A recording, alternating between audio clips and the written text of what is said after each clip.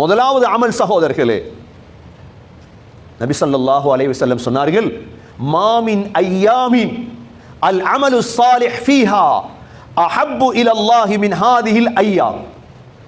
இந்த 10 நாளும் செய்யப்படக்கூடிய அமலை விட அல்லாஹ்வுக்கு விருப்பமான அமல் வேற எந்த அமலும் கிடையாது. எத்தனை அமலை கூட்டேலுமோ கூட்டும் இந்த 10 நாள். இனி அடுத்த ரமலான் துல்ஹஜ்ஜை தான் எதிர்பார்க்கும்.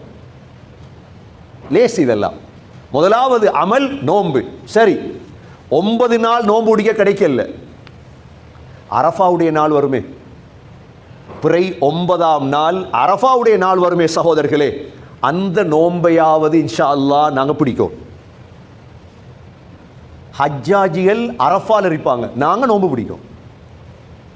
சொன்னாங்க ஸல்லல்லாஹு அலைஹி வஸல்லம், சியாமு யௌமி அரஃபா அஹ்தஸிபு இன்தல்லாஹ் அய்யுகஃபிர ஸனத அல்லதி கப்ல